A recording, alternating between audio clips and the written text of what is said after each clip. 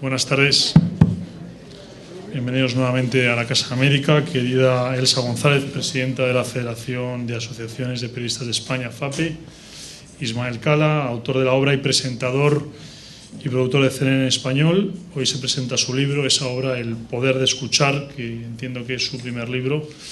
Ayer tuvimos a Ismael Cala en el segundo encuentro de corresponsales iberoamericanos en nuestro país y ya pudo compartir con nosotros algunas ideas, no del libro, compartió algunas de las ideas de la comunicación en el espacio iberoamericano y hoy nos presenta esta obra en la Casa América que a todas luces el espacio se ha quedado muy pequeño. Tenemos alguna sala más grande, pero la verdad es que no pensaba, una única sala mucho más grande, que es la que teníamos que haber utilizado, pero está ocupado hoy en otro acto. La próxima vez que vengas, a lo mejor tenemos que irnos al Santiago Bernabéu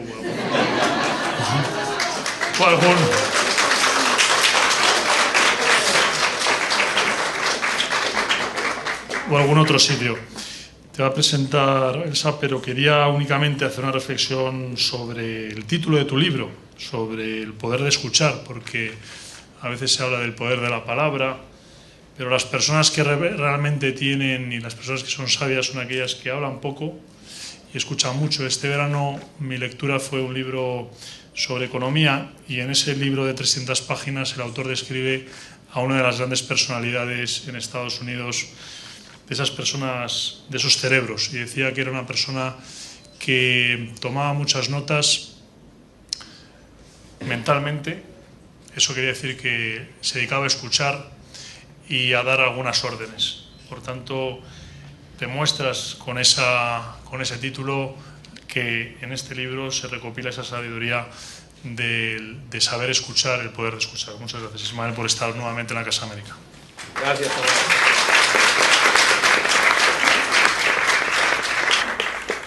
Bueno, pues buenas tardes a todos, director de la Casa de América, Ismael, es un placer estar contigo. Vamos, lo era esta mañana, pero ahora todavía más. Enhorabuena, ¿eh? Pocas veces tengo tanto éxito. Bueno, tengo ante mí a un periodista, a un luchador incansable en busca de la verdad, en busca del conocimiento, en busca de la libertad. Estoy describiendo cualidades que deben acompañar siempre al espíritu y a la personalidad de un periodista. Ismael Cala lo es, creo que además de raza. Le acompañan esas características de forma innata, pero ahora descubrimos a través de este libro que ha trabajado duramente para pulirlas, para enriquecerlas y para afianzar esas características. Su libro, El poder de escuchar, Cala contigo, revela a una persona con mayúsculas. Su vida no ha sido sencilla, tampoco conseguir el lugar que ocupa en el periodismo, pero bueno, ¿quién dijo fácil en esta profesión, en el mundo del periodismo? Ismael Cala está considerado como uno de esos periodistas hispanos más influyentes de Estados Unidos y con una incidencia bastante fuerte también en el resto de América Latina. He hablado con algunas personas de asociaciones con las que desde FAPE, esta federación que presido, la Federación de Asociaciones de Periodistas de España, con las que mantenemos bastante encuentro a través de la Federación Internacional de Periodistas, y todos ellos me decían que teníamos hoy en Madrid a todo un personaje del periodismo. Bueno, presenta el programa de entrevistas de CNN en español, Cala. Es un espacio que traslada al espectador las opiniones y el pensamiento de personajes del mundo de la cultura, de la ciencia, de la política, escritores, filósofos, personalidades del deporte, del arte. Bueno, Cala es joven, como ven, y sin embargo está curtido, y sobre todo después de leer este libro lo comprobamos y lo comprobarán ustedes, está curtido en la vida y también en la profesión. Esto va más unido de lo que creemos, digo, la vida y el periodismo.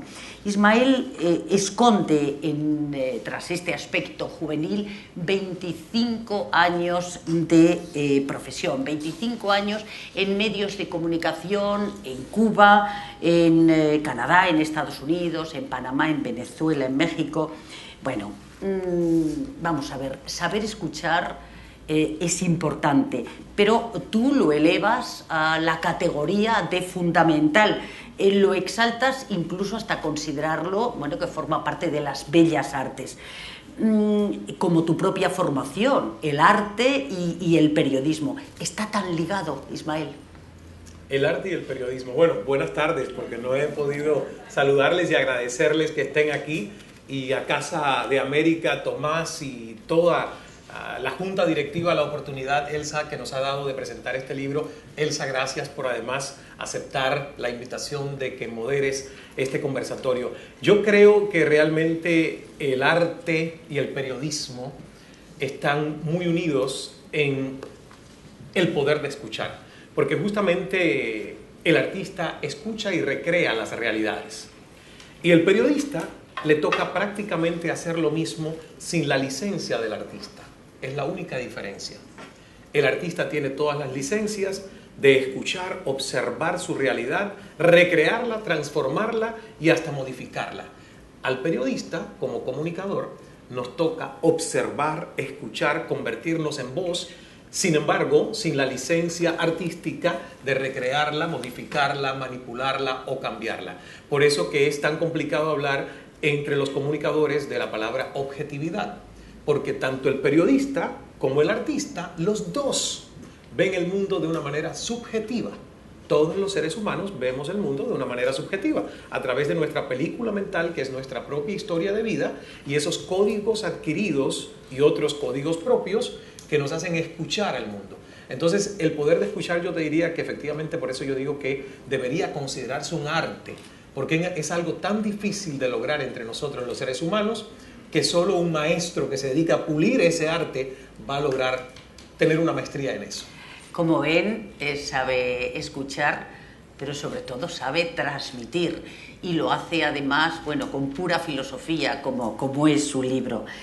Una búsqueda, además, este texto, una búsqueda espiritual que llena tu vida, que te permite gozar más y mejor de tu profesión. Digo, lo que ha sido toda tu vida, y hablaba ahora de filosofía del espíritu, porque te desnudas en el libro. Kapuscinski afirmaba que para ser buen periodista es preciso ser buena persona. ¿Qué opinas? ¡Wow! ¿Qué opino yo? Yo creo que sí, pero no necesariamente creo que es con lo que se mide el buen periodismo en estos momentos. Hay muchas tendencias de hacer periodismo. Hay algunas donde el periodista o el comunicador se convierte en interrogador o juez.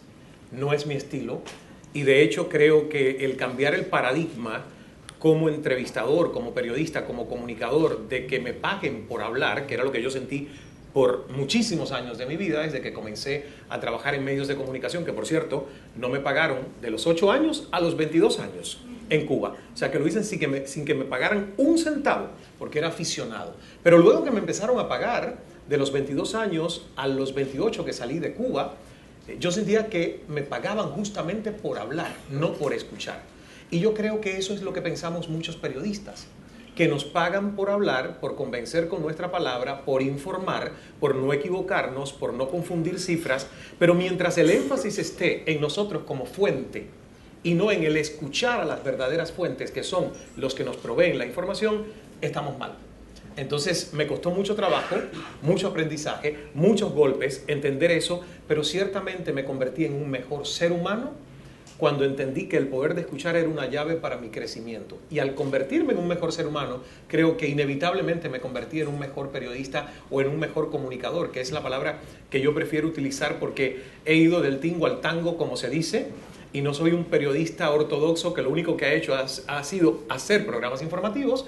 El que busque en YouTube me puede ver bailando quebradita en México, o haciendo un programa donde hablaba con un muñeco en Miami que se llamó Calando Fuerte, y que era un programa familiar. O sea, He sido un comunicador que en algunos momentos he hecho periodismo y en otros momentos me he cansado del periodismo y he decidido divertirme divirtiendo a los demás. Aunque te costó aprender a bailar. Mucho. Bueno, ahora... Bueno, nunca aprendí a bailar. Nunca aprendí a bailar, eso hay que dejarlo claro. Ahora mismo hay muchos periodistas en España que también empiezan y tienen esos 22 años y por desgracia siguen sin cobrar, ¿eh? O sea que estamos atravesando una situación de dificultad que conviene no olvidar. Bueno, Elena Poniatowska te define como el de la sonrisa irresistible y afirma que claro que es cierto, el que sabe oír, escribir y retener lo que le confiesan, y puntualiza, es el caso de Cala, puede obtener lo mejor de un entrevistado. Larry King señala que Cala aprovecha lo mejor de sus invitados.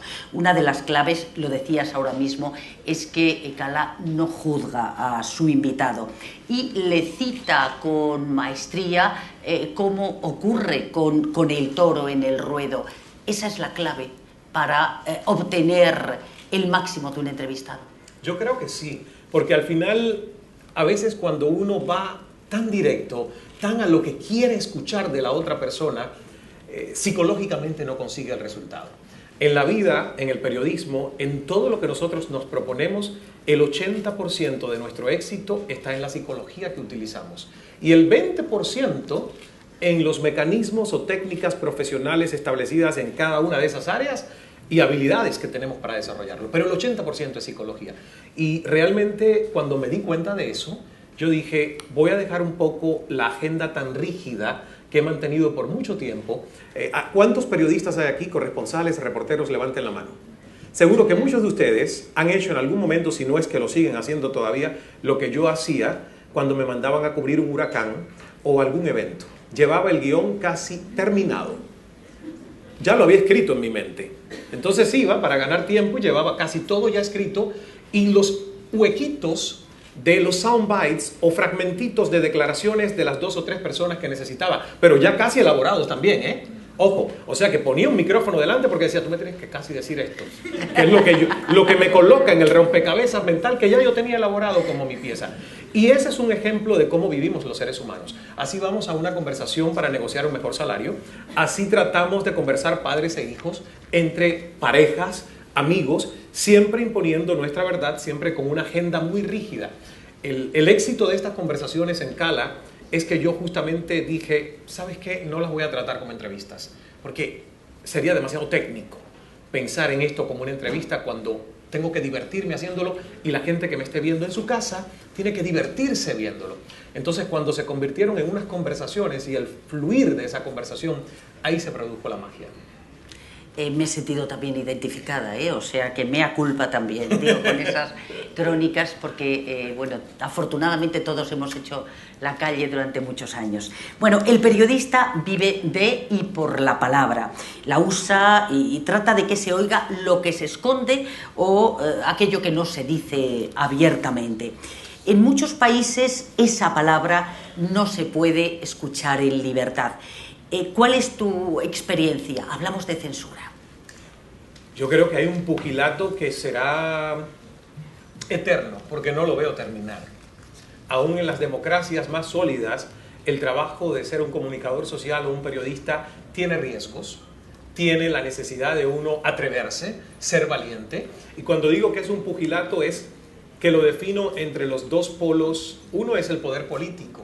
Los gobiernos cada vez más quieren tener más medios en sus manos para manipular la opinión pública y contrarrestar a los medios privados. Y los medios privados, que llegan a convertirse en grandes monopolios de la información, se sienten también con el poder mediático de influir políticamente en la realidad de un país, cambiar, quitar, hacer y armar candidatos y manejar la política.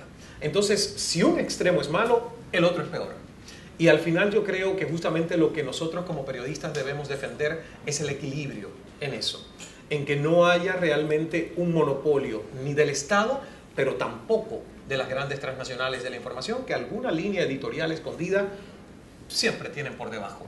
Entonces, al final yo creo que la realidad que vivimos, Elsa, ha ayudado mucho a eso porque las redes sociales han pluralizado la voz de los comunicadores. Si ahora me preguntas de mi país natal, años atrás, no había una voz como Joanny Sánchez, que se ha ganado el respeto a nivel mundial a través de un blog y el apoyo internacional con su voz. Eso no sucedía antes, porque nadie tenía, a no ser que tuvieses un medio tradicional de comunicación, la oportunidad de masificar tu mensaje.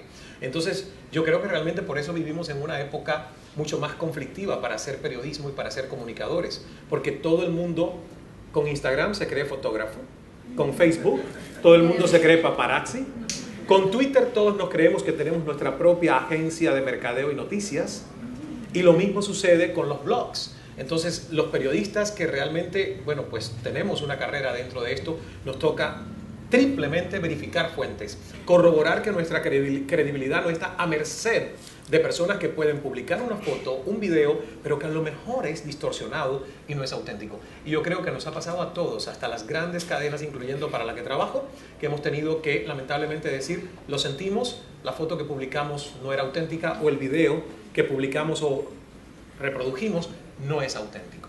Hablaremos del rigor porque me parece fundamental en el periodismo, efectivamente, si no aplicamos ese plus riguroso, ético en la información, nos convertimos en una red social. Bueno, no es la primera vez que viajas a España, he visto a través del libro incluso que tienes familia aquí. Sí. Imagino que escuchas, bueno, vamos a hablar de los medios audiovisuales, aunque sea muy poquito, la radio, la televisión. ¿Qué opinas de la televisión y la radio española, la programación? Bueno, pues te voy a ser sincero, yo en el año 2008, creo que lo comenté ayer en mi presentación con el encuentro de agregados de prensa y corresponsales de prensa acá, en el año 2008 yo vine, dije voy a explorar, a ver, España, yo quiero vivir en España, me encantaría poder encontrar alguna oportunidad.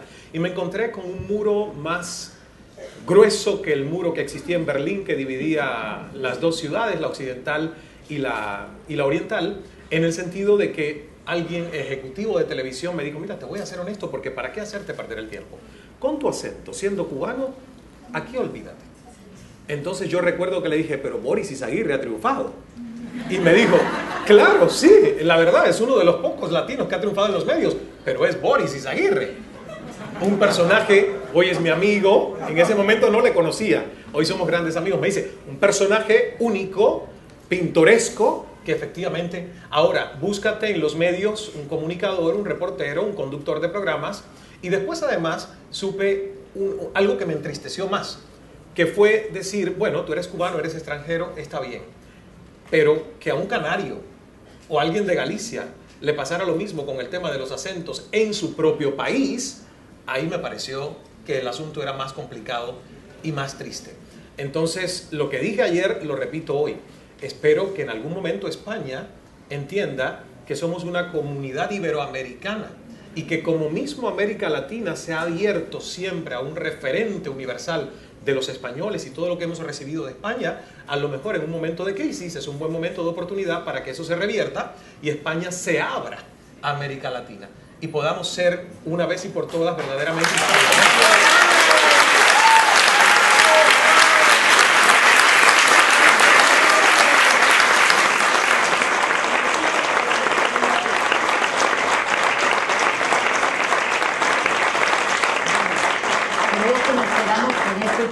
porque lo ha elegido el público, como ven, que a veces son mucho más periodistas que nosotros y estoy completamente de acuerdo.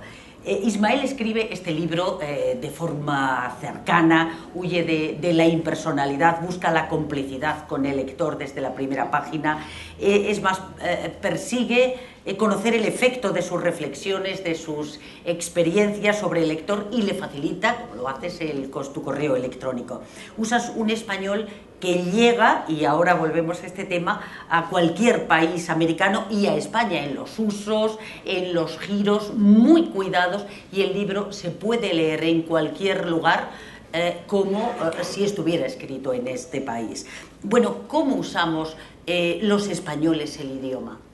Pues yo creo que lo usan muy bien, porque imagínate, el idioma es algo que a cada cual le acomoda y que por eso son lenguas vivas. Por eso, por ejemplo, yo recibo de la Fundación del Español Urgente siempre los comunicados que me parece muy bien que se proteja el idioma. El otro día estaba leyendo sobre las palabras que se usan en el mundo de la moda y que no necesariamente nosotros necesitamos usar en inglés porque existen en español, como por ejemplo Cadway, que hay pasarela, pero hay otras que ya son anglicismos aceptados. Entonces yo creo que la diversidad del español y lo rico que tiene el idioma es como en cada uno de nuestros países, incluso dentro de los países, en las regiones, se ha ido usando el idioma. No aplaudo, por ejemplo, y es una realidad que a veces hasta a mí me ha pasado en Estados Unidos, el famoso Spanglish, pero también entiendo que llega a convertirse en algo que, a no ser que lo tomes como una disciplina consciente de mantener tu idioma y defenderlo, va a pasarte. Porque vives en una sociedad en Estados Unidos donde estás viviendo entre dos idiomas. Y eso es lo que sucede, que la gente tiende a usar la palabra que primero le viene de uno de los dos. Como trabajo en una academia internacional, no me permito el lujo de que eso me pase. Me molesta cuando escucho en Estados Unidos a alguien que dice carpeta en vez de alfombra, porque carpet en inglés es alfombra, pero nosotros tenemos en español una palabra que es alfombra. Entonces hay cosas que sí, que me molestan, pero el uso nacional de los idiomas yo creo que es lo que nos hace más ricos. Yo soy un amante de la diversidad de acentos. Me encantan los acentos porque creo que los acentos es más que lo que nos divide, lo que nos hace diversos, lo que nos hace ricos como cultura, como idioma. Entonces, ¿qué te puedo decir? Que es muy rico escuchar a un español, a un catalán hablando el español de manera diferente. Ya no estoy hablando del catalán, que es una mezcla de idiomas también, al de Canarias, que por cierto mi bisabuelo era de las Islas Canarias, y todo lo que nos sucede en América Latina, que es, además es muy delicado. ¿Puedo hacer la misma anécdota que me pasó en la televisión, que la hice ayer? Adelante. Bueno, una vez en CNN, anoche lo conté, en esto del español que hay que tener tanto cuidado, tenía yo a un candidato a la presidencia de Guatemala, me voy al corte, me habla mi productora al oído y yo medio tuve un lapsus mentis que me ha pasado otras veces, y en Cuba me costó estar fuera del aire seis meses, una vez que tuve un lapsus mentis y me equivoqué. Lo cuentas en tu libro. Sí, o sea lo que cuento si quieren en el libro. saberlo... Exactamente. Pero este no me costó porque en CNN no me castigaron por eso. Sin embargo, el candidato guatemalteco, cuando le dije, ya volvemos después de la pausa, señor Yamamey, su apellido en realidad es Yamatei, italiano, me dijo, Cala, me has arruinado la campaña política a la presidencia. Le digo, no es para tanto, candidato, o sea, fue un error mental mío. Me dice, no, es que no entiendes. En Guatemala, echar un mamey es tener sexo oral. Y tú me has dicho, ya mamey. Entonces yo le dije, no hay manera de que yo sepa eso. Es un lapsus mentis, pero discúlpeme, yo lo voy a arreglar. Cuando regresamos, yo dije a mis amigos guatemaltecos, discúlpeme, el señor Alejandro Yamatei, y me acaba de decir que echar un mamey en su país es tener sexo oral. Y el señor se ruborizó otra vez. Pero al final yo dije, es parte de lo que somos, es parte de cómo usamos el idioma, y sí tienes toda la razón. A la hora de escribir el libro tratamos de justamente no incluir palabras conflictivas que en un país significa algo y en otro otra cosa, como por ejemplo chaqueta. En México no se puede decir chaqueta, significa masturbación. En el libro encontrarás que si se hace una referencia a eso, no está esa palabra, está usada una genérica, y es bastante conflictivo, pero yo creo que el trabajar en CNN en español me ha permitido pues tratar de usar un español bastante estéril ante esos conflictivos temas, ¿no? Bueno, en el libro, y además lo indicas, no quieres hablar de política, pero la política está en la calle, está en nuestra vida, y más en la de un periodista. ¿Cómo ves el futuro, la situación en Cuba, en tu país, que abandonaste hace 14 años y bueno, no volviste a pisar ese suelo de La Habana, por ejemplo? Para mí es muy difícil hablar de un país, justamente como dices, que hace yo 14 años no visito, y que las referencias que tengo son referencias de mis hermanos, que sí vivieron prácticamente hasta el segundo de mis hermanos acaba de llegar a Miami con su esposa y sus 2 hijas el 29 de agosto, o sea que hace 14 años no lo veo y no puedo esperar llegar el domingo de vuelta y del aeropuerto ir a recibirlo y abrazarlos después de 14 años. Pero hablar de Cuba para mí es un poco conflictivo en el sentido de que yo he tenido que cargar con el estigma después de haber decidido hacer mi vida fuera de Cuba, que es muy diferente que decir abandonar el país. Y quiero aclararlo, porque esa fue justamente la caricatura ideológica con la que yo crecí en Cuba. Eres cubano si estás de acuerdo con la filosofía de un único partido y una única ideología. No eres cubano si no estás totalmente 100% de acuerdo con esto. Yo no creo que en ningún país del mundo esa deba ser la razón de nacionalidad, patriotismo o pertenencia a la identidad cultural de una nación. Nosotros como pueblo somos más que política, somos más que un partido político y somos mucho más que el programa personal de cualquier líder político que quiera establecerlo por 5, 6 o 7 décadas. Entonces me rehúso a ser parte de lo que se llama, y yo catalogo, una caricatura ideológica de ponerle etiquetas a la gente porque no necesariamente esté de acuerdo con ser parte de una manada. Yo fui parte de una manada por 28 años. 20 de ellos creyendo en la manada y creyendo en el proyecto y siendo comunista por convicción, joven comunista. A los 20 años dejé de serlo, porque se cae la Unión Soviética y porque estudiando materialismo dialéctico y filosofía marxista-leninista me suspenden la asignatura en la universidad porque deja de estar vigente. Entonces, ahí lo cuento en El Poder de Escuchar. Es uno de esos momentos donde cualquier ser humano adulto se tiene que empezar a preguntar quién soy, de dónde vengo, qué sembraron y quién sembró esas creencias, esos prejuicios, esos programas mentales que son nuestros softwares en este disco duro que es nuestro cerebro. Y a mí me tocó, gracias a Dios, la oportunidad de empezar a constatar esas situaciones y darme cuenta que el país en el que yo creía no era realmente lo que yo creía, de que todos éramos iguales y de que la misma mala situación del arroz hervido y la mitad de un huevo duro que yo vivía en mi casa era la que estaba viviendo Fidel Castro y el círculo de poder en el Palacio de la Revolución. Cuando yo constato esto, digo, bueno, hay dos opciones: o soy mártir en mi país o tomo esta única vida terrenal y exploro el mundo, que además, más allá de las ideologías, desde que yo tenía 5 o 6 años siempre quise explorar el mundo, siempre quise ver qué había más allá de mi isla.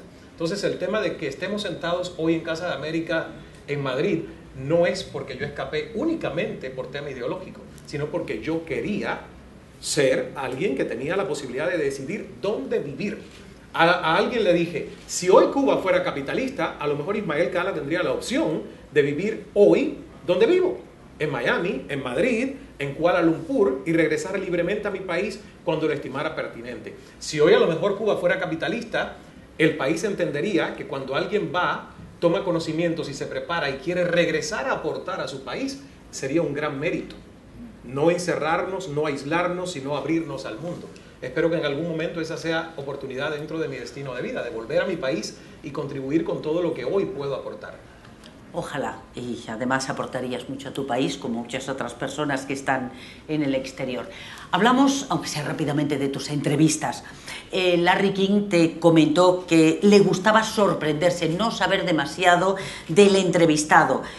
¿Tú cómo las preparas? ¿Qué entrevista ha sido para ti más difícil? Me hubiera gustado, bueno, citarte a alguno de esos personajes y que me los definieras con una palabra, pero como quiero que después tener la oportunidad de que formulen algunas preguntas todo este público que está aquí, vamos a ser más rápidos. ¿Cómo preparas las entrevistas? Hay un equipo que prepara todas las entrevistas conmigo porque esto es un programa diario, sería imposible que una sola persona, y yo no me considero genio, pueda hacerlo.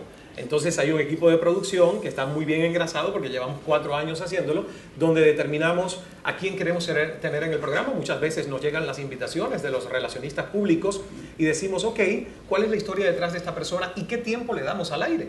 Porque hay alguien que te puede aguantar 1 hora en televisión, pero hay alguien que solo es media hora o un segmento. Y luego, como tú decías, que Larry King también dice, yo leo y me preparan temas, pero dejo que fluya la conversación. Eso que uno se prepara es como una red de seguridad. En caso de que te quedes en blanco o te respondan un monosílabo, tú tienes algo jugoso por donde puedes continuar la conversación. Pero el arte de conversar es el arte de dejar fluir justamente esa conversación. ¿Quién se mostró más impasible ante tu arte de transmitir, por ejemplo, y de obtener el máximo de jugo de esa persona? ¿A quién no lograste sacarle partido? Yo creo que ha habido pocos entrevistados, pero uno de ellos es el presidente de Bolivia, Evo Morales.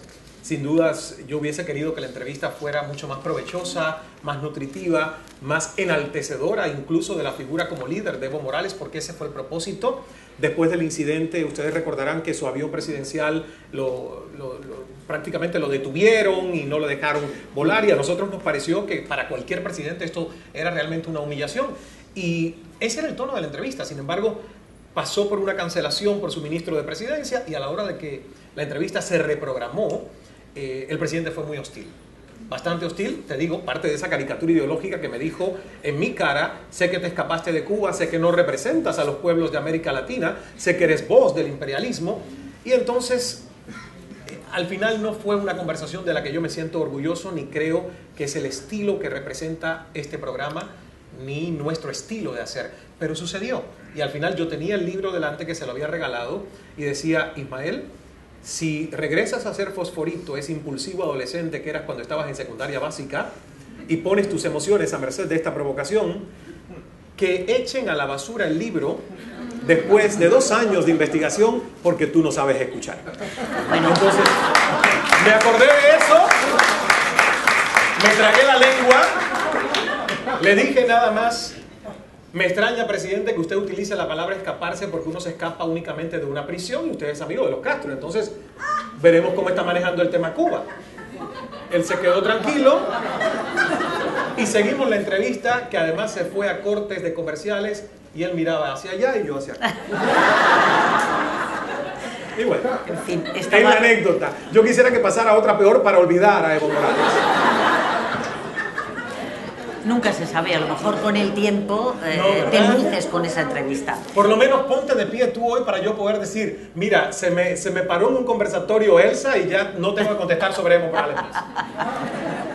Bueno, Sí, debutaste en la radio a los 8 años, desde luego precoz. La radio es un medio cálido, mantiene cierto misterio sobre la identidad. La televisión requiere otro tempo, otro tono. A los 2 medios te has adaptado. ¿Te atreverías con el medio impreso, con el medio digital? Tienes una página en internet que es verdaderamente profesional. ¿Vas a escribir en un medio de comunicación impreso? ¿Formularías ahí tus entrevistas? ¿O crees que eres del mundo audiovisual? Yo siento que soy más del mundo audiovisual. Sin embargo, el escribir el libro me dejó con esa sed de escribir más. Después que por un tiempo lo consideré un proceso tedioso, porque tuve que realmente agendar ventanas de tiempo, de madrugadas, fines de semana, para lograr terminarlo, me dejó con un vacío a la hora que terminé. Y por eso estamos haciendo unas columnas semanales sindicalizadas en varios diarios y portales digitales, pero no es periodismo. Yo creo que tengo una pasión dividida ahora entre el periodismo y esta faceta de crecimiento personal, de liderazgo, de desarrollo humano, y sobre eso estoy escribiendo. Y entonces esta columna, bueno, pues esperamos que sí, que se pueda difundir en varios medios impresos, y el segundo libro, que yo espero podamos venir a presentar a Casa de América en los próximos meses, porque sale en noviembre, es una... en el Auditorio Grande. Okay. Bueno, no nos comprometamos a eso y después viene la mitad de gente y se queda vacío. Pero el segundo libro es justamente sobre este tema. Es una fábula inspiracional y se llama Un buen hijo de P, y espero que todo el mundo se interese por saber de dónde viene la P. Bueno, tengo que decir que además el mundo impreso, los periódicos, gozan de muy buena salud en Iberoamérica, y sin embargo en España pues estamos en horas bajas y las ventas siguen cayendo. Va a ser mi última cuestión ya para dar paso. Para dar paso al público. Vivimos en una sociedad cargada de velocidad, y tú hablas pues en fin de yoga, de ese tiempo pausado. A veces esa velocidad se eleva, se superpone al rigor, a la comprobación. Eso es muy grave en el periodismo, pero tú nos invitas a escuchar, a confirmar. No suena a perder el tiempo. A veces no nos escuchamos ni a nosotros mismos. Y es lo peor, ¿no? Es lo peor. El libro justamente por eso comienza con quién soy, que es una palabra, una frase que puede resultar muy simple, pero que yo estoy seguro que muchos de los que estamos aquí a lo mejor no nos hemos hecho esa pregunta. Y nadie puede escuchar bien a otro si no sabe escucharse bien. a sí mismo o a sí misma. Esto lo descubrí yo porque me toca venir de una historia que develo en el libro, creo que con una gran transparencia, y que me liberó de muchas cadenas que yo tenía y que era esclavo de mi herencia, de mi pasado, con el tema de las enfermedades mentales, en el caso de mi familia la esquizofrenia, el tema de los suicidios. Miren, ahora me acaba de tocar reportar el suicidio de Robin Williams, un comediante que nos hizo reír por años, y que cómo nos explica que alguien que tiene el éxito y que lo tiene todo pueda terminar la vida de esta manera tan trágica. Bueno, pues en mi familia, mi abuelo, mi tía, mi padre lo intentó, mi hermano vive con esquizofrenia, yo viví con el fantasma de la esquizofrenia y de voces en la adolescencia. Entonces no fue por inspiración, fue por desesperación que a mí me tocó empezar a tratar de escucharme bien para saber cuáles de esas voces que estaban en mi mente me representaban mejor. No las que me agrandaban innecesariamente, pero tampoco las que me ponían tan bajo que no me permitían crecer o desarrollarme y me decían, no puedes, no te atrevas, no sueñes, ¿cómo vas a hacer esto si naciste aquí? Entonces yo creo que fue un proceso que me ha tomado muchísimos años de encontrar esa voz, de hacer un diálogo personal saludable conmigo mismo, y creo que después que logré eso, la empatía con los demás fue mucho mejor. Entonces hoy mismo yo me sorprendo cuando la gente viene y me cuenta cosas que a lo mejor no tendríamos ni la confianza como para verter en un desconocido, pero siento que demuestra eso, ¿no? La empatía, como uno está abierto a escuchar a los demás sin juicio, con un poquito de tolerancia hacia el pensar diferente. Ismael, en España tenemos una lucha estos últimos años con las denominadas ruedas de prensa sin preguntas o convocatorias sin preguntas. Y desde esta FAPE, desde la Federación de Asociaciones de Periodistas de España, hemos luchado por evitar eso. Así que ahora tienen ustedes la palabra. A ver quién formula la primera. Adelante. La primera. Sí, porque tengo muchas inquietudes. La primera es que hay dos grandes del periodismo de la creación, que son Gaitales por Estados Unidos y García Márquez por América Latina, que han hecho un periodismo muy fuerte. ¿Cómo te han influenciado esos dos personajes a ti? ¿Cómo los has frecuentado? Más García Márquez, tengo que reconocerlo. Yo creo que, sin dudas, mira, te soy honesto, cuando yo estudié a García Márquez, vi en él una persona que me parece un cronista excepcional. No me sentía ni siquiera a la altura de ver en García Márquez a alguien que yo usé como paradigma. Te soy totalmente honesto, creo que tiene un don, que tiene un estilo que lo ha hecho único y que lo ha hecho por eso un ícono dentro del periodismo, pero también de las artes, de la literatura. Y no necesariamente todos los periodistas llegamos a tener ese don y ese estilo de poder trascender el periodismo a convertirnos en artistas de las letras. Entonces, yo lo veo como en una categoría aparte. Por eso, cuando pongo en el libro quiénes han sido mis paradigmas, han sido personas como Larry King, de los medios audiovisuales, ha sido una persona como Oprah Winfrey, porque yo nunca me vi a mí realmente como un escritor, sin embargo ahora me veo. Pero luego que rompí el autosabotaje de tantos años, porque les voy a hacer una pregunta, ¿quiénes aquí no han querido escribir un libro? Levanten la mano. Mucha gente. ¿Quiénes empezaron a escribir el libro? De esos que levantaron primero la mano. Miren cómo la mano empieza a descender. ¿Quiénes terminaron el libro? Dos manos. ¿Quiénes publicaron el libro? ¿Quién se ha hecho autosabotaje? Entonces, claro, es la famosa resistencia y el autosabotaje de que muchas veces nosotros creemos que no valemos, que no importa, que no tenemos lo suficiente, y por muchos años a mí me pasó eso. Cuando he descubierto que efectivamente el libro ha tenido el propósito de servir a los demás, ahí es que he dicho, esto tiene mérito hacerlo, esto tiene un sentido de servicio hacerlo. Y por eso ahora no puedo esperar que salga el segundo y escribir el tercero y el cuarto, y en algún momento a lo mejor García Márquez será un referente para mí. Pero te juro que por mucho tiempo es alguien a quien leí con mucha admiración, con mucho respeto, pero no realmente nunca alguien a quien quise parecerme. Yo iba más por lo que hice de niño, radio, televisión, mis paradigmas fueron más audiovisuales. Pero no me has dicho nada de Gaitales. No, porque realmente tendría que conocer mejor su obra. Así que me has dado una lección de aprendizaje, voy a buscar más de su trabajo y voy a ver qué puedo aprender de él entonces. Sí, muy bien. Mucho, estoy totalmente de acuerdo, completamente de acuerdo. Adelante. Hola, soy Natalia Peña, hablamos esta mañana. Claro, Natalia, de la radio. Encantada. Gracias por estar acá. Igualmente. Hay dos vertientes en el periodismo que tenemos, ¿no? La academia y el empirismo. ¿Qué opinión le merece esas personas que no han pasado por la academia, pero que han hecho una carrera profesional como periodistas? Y obviamente versus la persona que ha pasado por la academia, pero tal vez como lo hablaba ahora, la esencia o ese algo que nos trae a los periodistas a ser periodistas, sí, no se ha ratificado tanto como muchos equipos. Bueno, yo le doy un altísimo valor al empirismo y a las personas que son autodidactas. Sin embargo, amo la academia. He regresado 3 veces a las universidades. En Canadá tenía 29 años con chicos de 17 y 18 y me llamaban mature student, estudiante maduro. Yo me sentía como un aguacate podrido y solo tenía 29 años. Imagínense ahora regresando a los 45 si vuelvo a estudiar.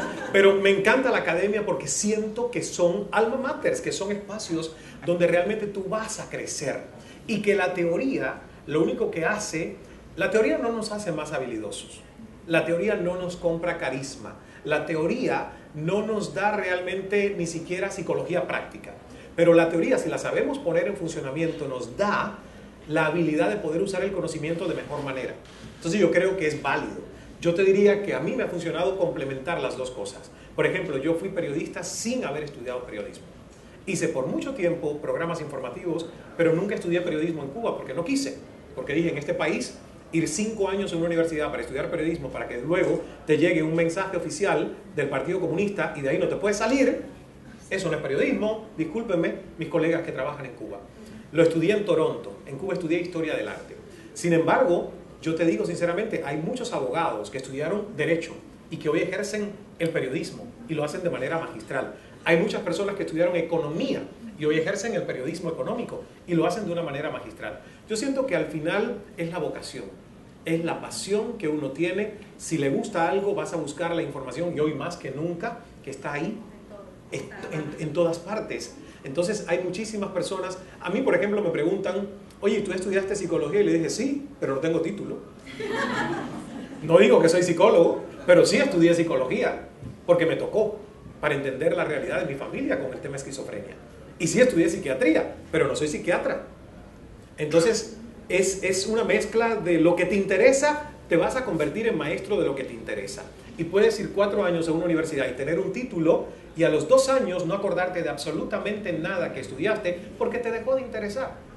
Entonces, es una mezcla. En cualquier caso, la información es lo que genera, una información de calidad es lo que otorga la libertad de un país. Si eso no merece una formación específica, es que no lo necesita casi ninguna otra profesión. Hay 3 palabras casi a la vez, venga, y después tú y después a continuación. Bueno, agradecerte que estés aquí compartiendo con nosotros tu libro y luego preguntarte que cómo manejas tu éxito para no perder esa figura, o sea, esa humanidad que te caracteriza, con la que reflejas, y que no te influya el que estés en una cadena tan importante como CNN para tener este periodismo que nos llega a todos los días. Buena pregunta. ¿Cómo te llamas tú? Laura. Laura, mucho gusto. Mira, hasta los 28 años yo fui un papagayo intoxicado de ego. Y lo digo con toda honestidad, un papagayo intoxicado de ego. O sea, alguien que se sentía especial porque desde los 8 años lo habían formado en un medio de comunicación, en la radio. A los 15 empecé a hacer televisión y todo el mundo me reconocía en la escuela primaria, en la secundaria. Entonces, pues me sentía especial. Cuando llegué a Canadá y me tocó recomenzar mi vida y entender que allí nadie me conocía, que no hablaba el idioma y que mi primer trabajo tenía que ser el que apareciera con mucha dignidad, que fue mesero de un restaurante dominicano, y que además 5 veces me tocó hacer colas en las iglesias para recibir ayuda en una bolsita con latitas de atún y leche en polvo. Ahí me di cuenta que uno no es lo que hace y que uno no es, la esencia de uno no es realmente tu trabajo, tu profesión, tu formación, sino que hay algo interno que es lo que te debe dar felicidad. Yo extrañé el elogio, extrañé el aplauso, extrañé el reconocimiento público y recibí una noche una gran puñalada a mi ego cuando una mesa de cubanos en ese restaurante dominicano yo les serví y la señora le hacía así al hijo y le decía, este es Cala. Y yo me di cuenta, y ella vino y se atrevió y me dice, ¿tú no eres Ismael Cala? Y le digo, sí, yo soy Ismael Cala. Le decía, ¿ves, hijo, ves? Él era el que salía en televisión en Cuba. ¿Qué hace sirviéndome aquí en Toronto? No lo entiendo. La mujer estaba en shock, porque no veía a alguien que ella admiraba en televisión sirviéndole en una mesa en un restaurante. Y esa noche para mí fue una gran lección de humildad, porque mi ego sufrió, lloré en el camino al regreso a la cocina, porque efectivamente yo era inmaduro. Y ahí me di cuenta que uno tiene que acostumbrarse a que no eres el éxito de lo que los demás perciben de ti, sino que tu propio éxito es lo que tú sientas que haces para aprender y contribuir con los demás. Yo creo que gracias a ese baño de humildad en Toronto por 2 años, en el que yo no tuve micrófonos, cámaras de televisión, y me tocó aprender a servir a los demás a través de ese trabajo como mesero, eso me hizo a mí prometerme que cuando regresara a los medios de comunicación, la humildad tendría que ser mi clave número 1 y el propósito de servir, no el propósito de servirme a mí mismo con un micrófono o con una cámara de televisión. Y yo siento que esa segunda etapa de mi carrera ha visto el éxito que ha tenido gracias a esos 2 años donde no tuve cámaras, micrófonos, y fui una persona que me tocó rehacer mi vida.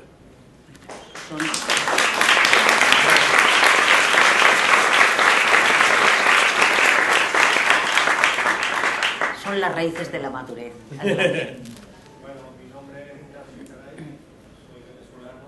¿Puedes hablar un poquito más alto, por favor? Mi nombre es Ignacio Icaray, soy venezolano.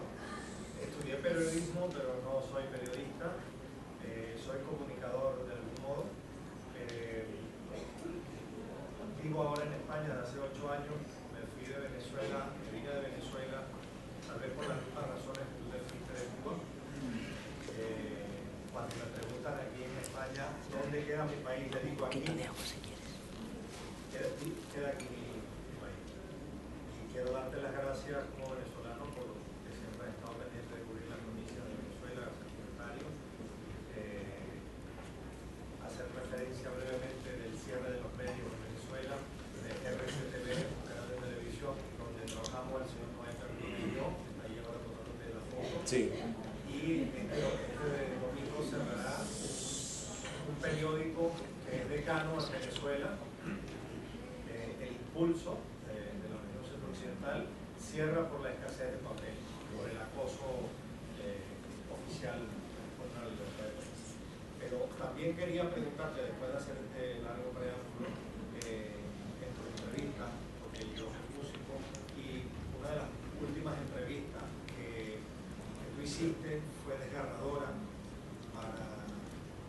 para quienes pudimos apreciarla, y especialmente a los que admiramos, conocemos y somos amigos de Giordano, a enterarnos a través de tu programa de su problema grave de salud y del drama, porque era un doble drama, el drama de una enfermedad.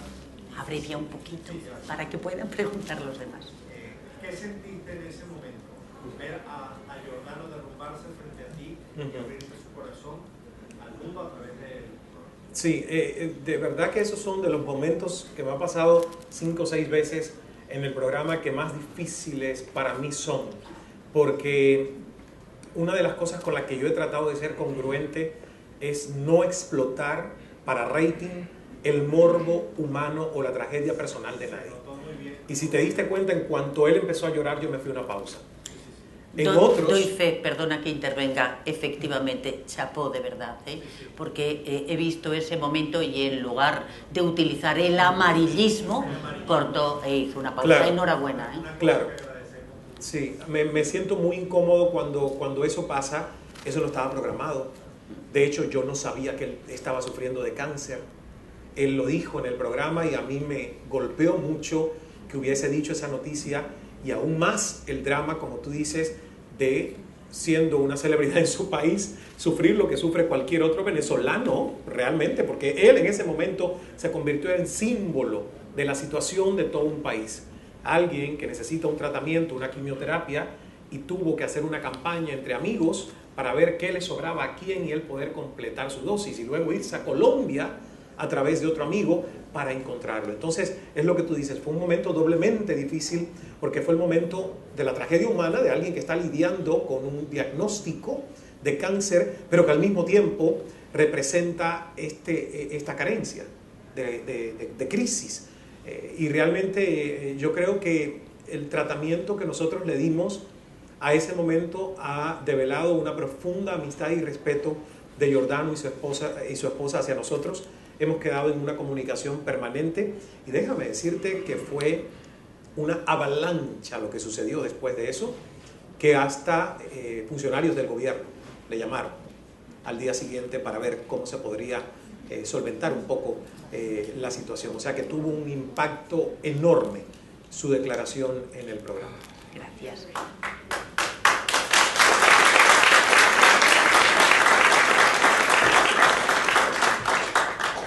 Vamos a tratar de ser más breves, a ver si tenemos la oportunidad. Quería saber acerca de tu experiencia cuando fuiste a Venezuela a efectuar entrevistas allá personeros.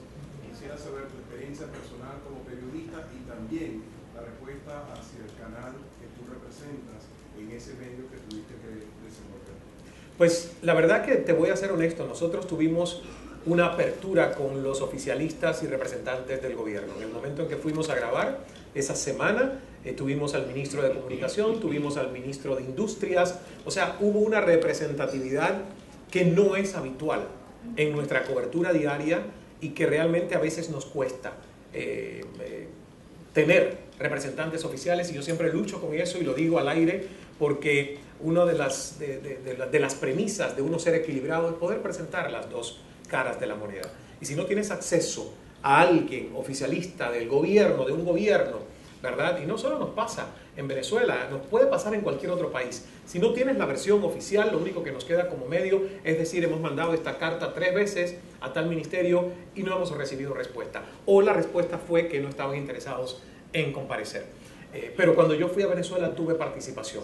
Tuve participación de la oposición y tuve participación de sectores del gobierno. Y en algún otro momento, bueno, está la entrevista con la fiscal general, Luisa Ortega, que también accedió después de varios meses en que estuvimos haciéndolo, pero que lamentablemente, bueno, pues también terminó de una manera en que yo no hubiera querido que terminara. Yo siento que hay, Elsa, y yo creo que a lo mejor pasa aquí también, pero que hay por parte de los políticos y los gobiernos una resistencia a ser transparentes con la prensa, una resistencia a someterse a entrevistas, a interrogatorios, a fiscalización, cuando son funcionarios públicos. Y vemos lo de las ruedas de prensa sin preguntas y vemos algo peor, que son las cadenas nacionales a merced y antojo de muchos gobernantes por algún tema que le interesa al país, pero que se quedan en simplemente un diálogo unilateral. Yo te informo, tú no preguntes nada, no pasa nada.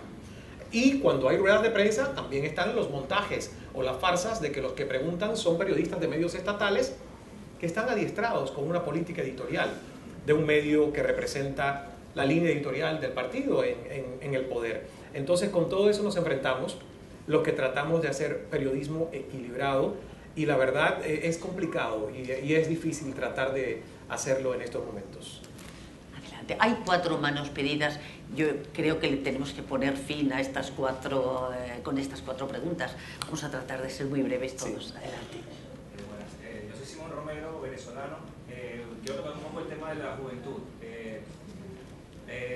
Porque tu programa se ve mucho, por lo menos en mi país, en Venezuela, ese rating entre los 18 y los 30 años es muy alto. ¿Qué decirle a un chico de 20, 21 años que está recién graduado de comunicador social y llega a su primer día de trabajo y se encuentra con la sorpresa de que hay una línea editorial muy marcada en todos los medios de comunicación? Hablo del caso de Venezuela, y que luego le toca salir a la calle y sabemos a la violencia que son expuestos los comunicadores tanto en Venezuela como en Centroamérica y parte de México. ¿Qué decirle a esa juventud para no desvirtuar su rumbo y su futuro como periodista? Bueno, mira, la realidad en tu país, realmente te digo, yo lo puedo hablar desde lo que me toca desde fuera. Yo no vivo en Venezuela, no hago periodismo venezolano, no conozco a fondo lo que pasa, a no ser los testimonios que han sido dados por colegas en mi programa y que los he tenido en algunas oportunidades. Pero la pregunta que tú me haces a alguien que se gradúa de periodismo, si piensan que le iba a ser fácil, que se retiren después de graduarse y hagan otra cosa, porque no es fácil. No solo en Venezuela, tampoco en España, no lo es en Panamá, no lo es en ninguna parte. El periodista es alguien que se arriesga a tratar de destapar una cajita de Pandora y que le puede costar caro. Y muchas veces la vida, en muchos de nuestros países, con el tema del narcotráfico, con el tema de las maras, con el tema de la inseguridad ciudadana. O sea que el que se graduó de periodista a los 22 años y cree que va a llegar a un mundo de fantasía o meterse en un reality de Kim Kardashian, tiene que cambiar de... Sí, porque la realidad es que mucha gente ve el periodismo como glamour y fama, y eso no es el periodismo.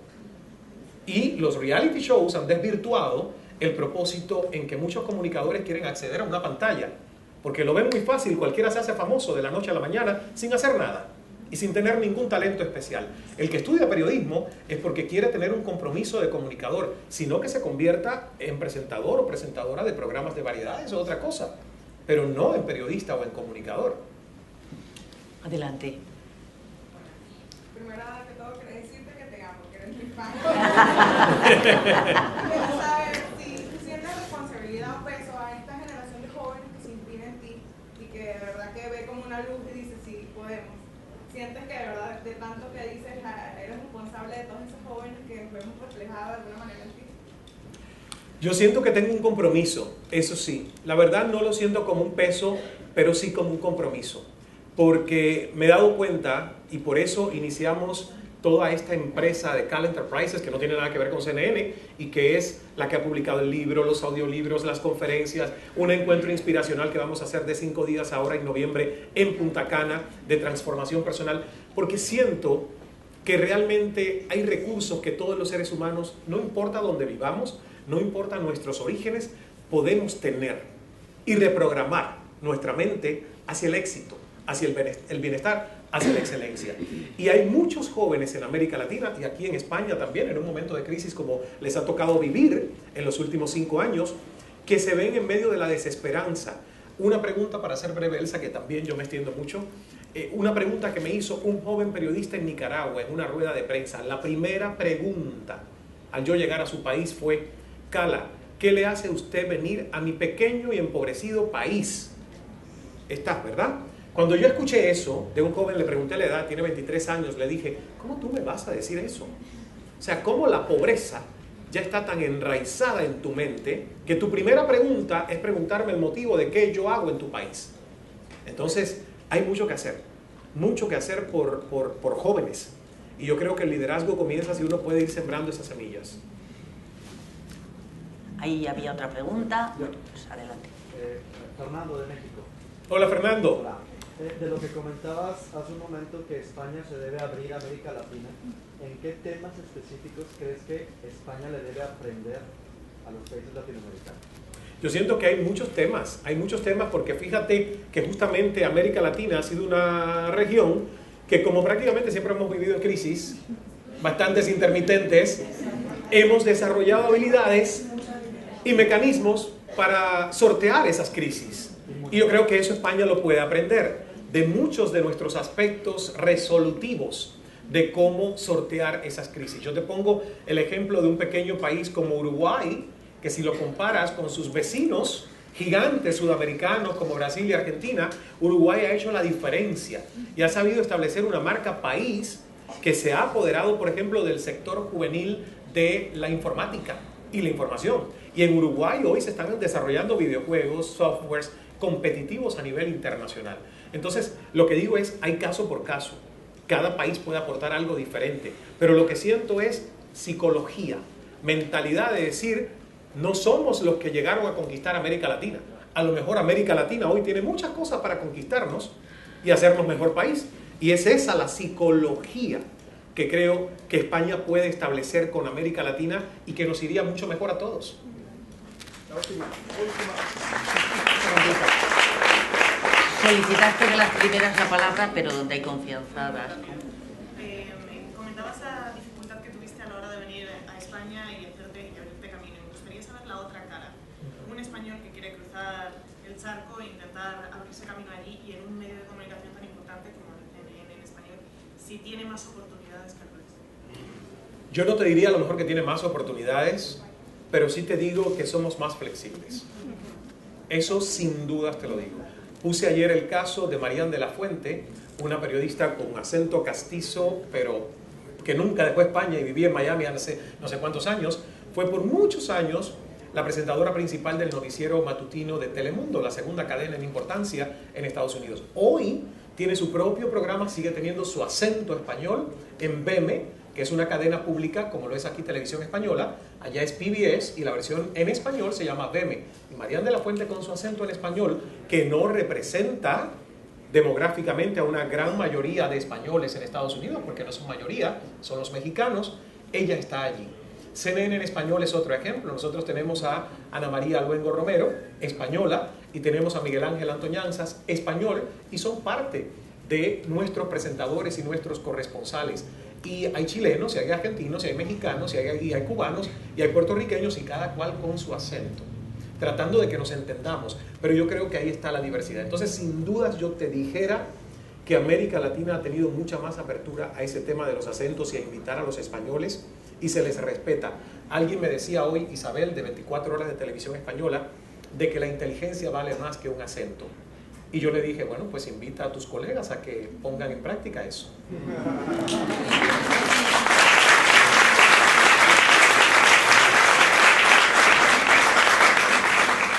Uno de esos periodistas fue alumno mío, de los que estaban en CNN. La última pregunta. Muy bueno. ¿Puedes elevar el volumen de tu voz? Gracias.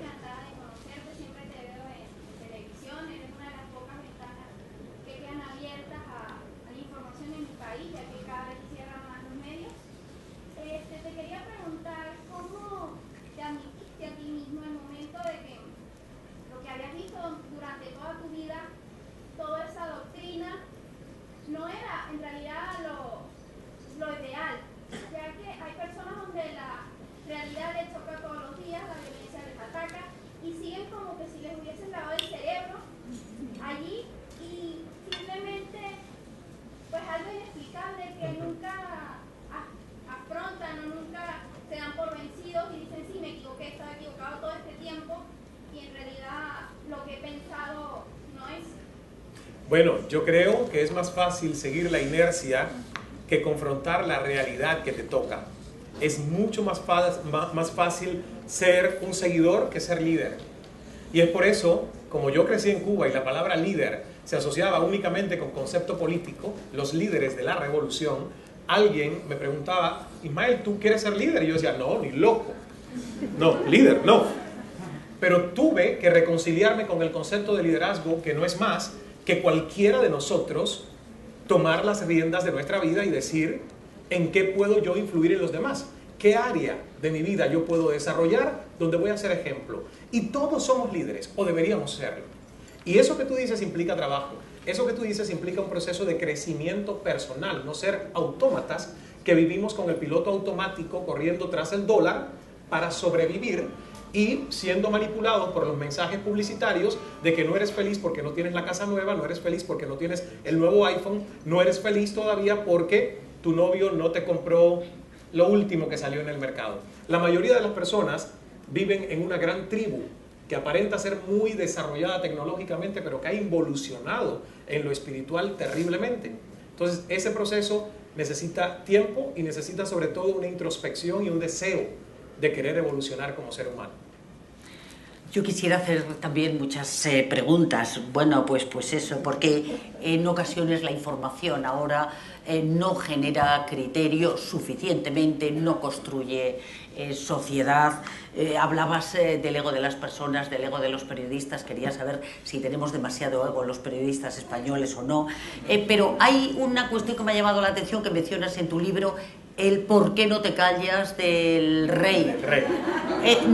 Cuando he leído lo que cuentas, no sé muy bien si es que el rey no tuvo paciencia, que lo indicas.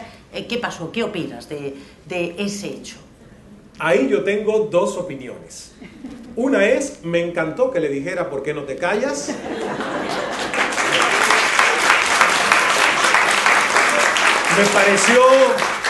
Me pareció que el rey tenía huevos de toro. Y Humanamente hice empatía con el rey. Cuando me senté a analizarlo desde el punto de vista más protocolar, dije, creo que se dejó arrastrar como un ser humano común y corriente, que al final lo es, pero es rey. Se escuchó. ¿Se escuchó? Sí. ¿A quién? Él se escuchó de lo que sentía. Tuvo un ingenio así. Bueno, a lo mejor sí se escuchó demasiado. Por eso me parece muy fuerte que lo ataquen, porque nos olvidamos de que somos seres humanos, a pesar de la profesión y del cargo que tiene. Pero ¿quién lo atacó? Si el rey ganó, dobló, multiplicó su popularidad después de eso. No, aquí lo atacaron. Ah, ok.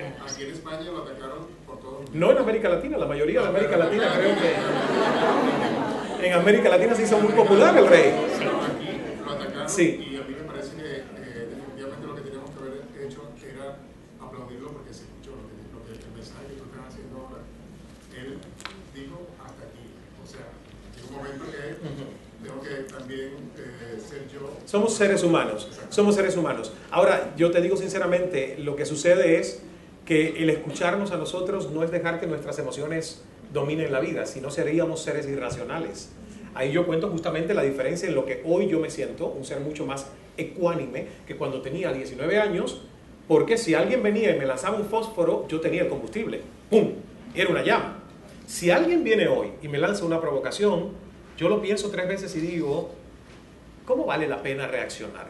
Porque la inteligencia emocional define a un ser humano en que tú no pongas el poder en el otro, en que tú sepas controlar cuándo y por qué reaccionas y manejas tus reacciones y tus emociones. Entonces, desde el punto de vista de inteligencia emocional, yo te digo que en ese momento al rey le falló su inteligencia emocional. Sin hablarte ya del tema protocolar, ¿verdad? Que es otra cosa. Pero como inteligencia emocional, porque muchas veces, ¿cuántas veces tú crees que en televisión yo no he querido mandar a alguien al carajo? Literalmente. Y no lo puedo hacer, o no debo hacerlo, porque no sería correcto hacerlo. Lo hago cuando llego a mi casa y digo, no te lo pude hacer en televisión, vete al carajo. Por lo menos me lo saco de encima. Pero no lo puedes hacer. Porque es parte de cómo nosotros los seres humanos crecemos manejando nuestras emociones y no dejando que nuestras emociones sean quienes nos manejen a nosotros, ¿no? Bueno, Ismael Cala, ya lo ven, ya le escuchan, vive las cosas, vive y bebe la vida, al hablar transmite, vocaliza. Su acento es un placer escucharle, además usa la palabra correctamente, envía emociones, que eso es lo fundamental para transmitir. Seguramente esa es la clave para que sus entrevistas sean acogidas con el éxito que le acompaña permanentemente, y esta tarde lo estamos viendo aquí. Continente y contenido también, no solo en esa expresión formal, porque sin su rigor y su formación no estaríamos hoy aquí en esta sala hablando de él y con él. Sabemos a través de su libro de su esfuerzo por superarse permanentemente. No todo es obra suya, asegura que su vida es un milagro, es un hombre creyente, humilde. Vocación, información y ética, 3 cualidades fundamentales en el periodismo que posee todas ellas Ismael Cala, para quien lo mejor está aún por venir, afortunadamente para nuestra profesión. Y antes de darle un aplauso, les informo que en la Sala Inca, está muy cerca de aquí, él puede firmar sus libros y acompañarles un momentito. Sí, bueno, hemos traído unos pocos, no sé si alcanzarán para todos, pero hay... Eso es lo que hay que hacer, es el propósito de la visita. Así que enhorabuena y que vengas muchas veces a España. Muchas gracias.